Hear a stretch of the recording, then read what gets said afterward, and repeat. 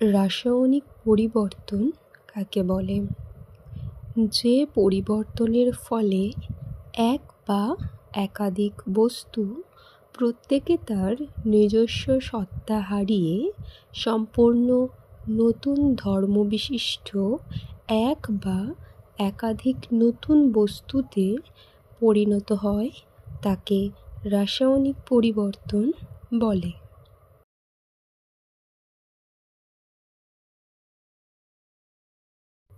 রাসায়নিক পরিবর্তনের উদাহরণ হল দুধ টক হয়ে যাওয়া, দুধের মধ্যে বিদ্যমান ল্যাকটোজ ব্যাকটেরিয়া দ্বারা ভেঙে গিয়ে ল্যাকটিক অ্যাসিড তৈরি করে, যা দুধকে টক করে দেয়।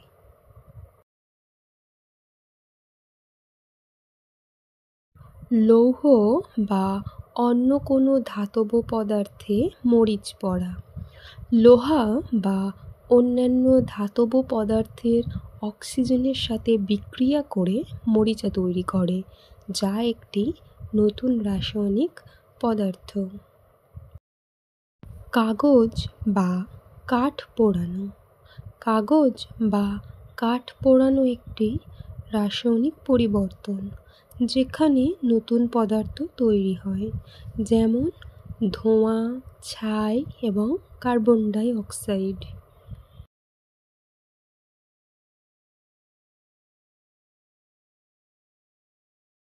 রাসায়নিক পরিবর্তনের বৈশিষ্ট্যগুলি হল নতুন পদার্থ তৈরি হয়। রাসায়নিক পরিবর্তনে পদার্থের মৌলিক গঠন পরিবর্তিত হয়ে নতুন পদার্থ তৈরি হয়। সাধারণত বিপরীতমুখী নয়।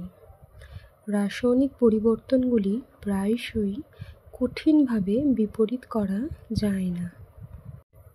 শক্তির প্রয়োজন বা নির্গমন, রাসায়নিক পরিবর্তনে সাধারণত শক্তি প্রয়োজন বা নির্গমন হয়, যেমন কয়লা পোড়ানো, খাদ্য হজম ইত্যাদি।